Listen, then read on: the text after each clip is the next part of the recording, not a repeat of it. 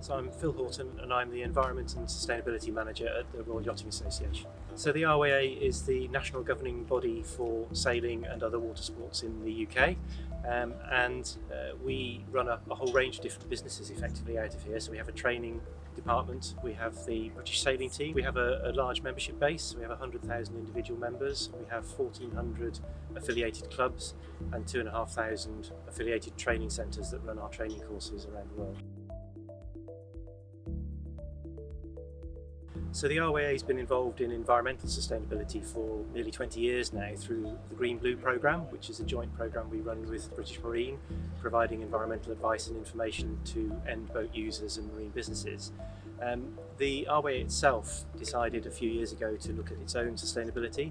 So in 2020 we published our sustainability strategy, and in 2021 we published our carbon pathway to zero. So it's absolutely core to the operation of the organisation.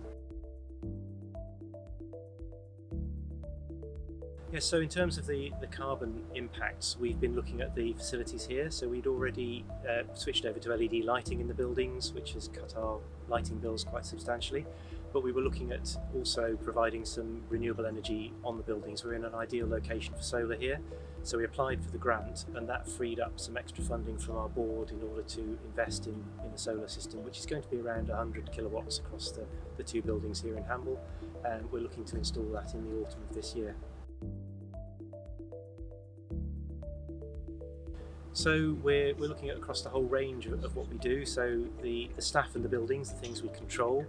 We're also looking at the things that we manage, so events and our investments and so on.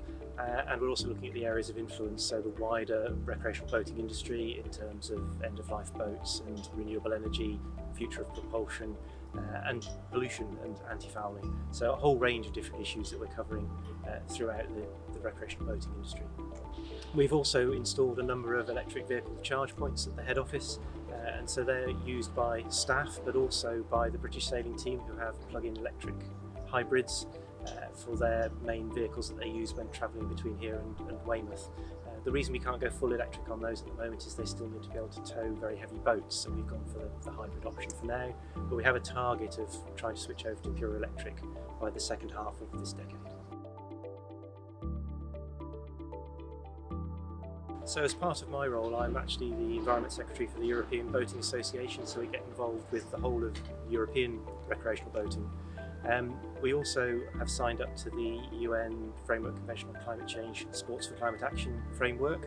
So we're involved with that, particularly at the moment looking at Scope 3 emissions and trying to develop some standards around that. And I'm also on the board of the British Association for Sustainable Sport. So that's a network of sports bodies around the UK that are looking to actually take real action on climate change in particular, but also to lobby Sport England and UK Sport. We're working very closely with all of the home countries as well, with Sport Wales, Sport Northern Ireland and Sport Scotland.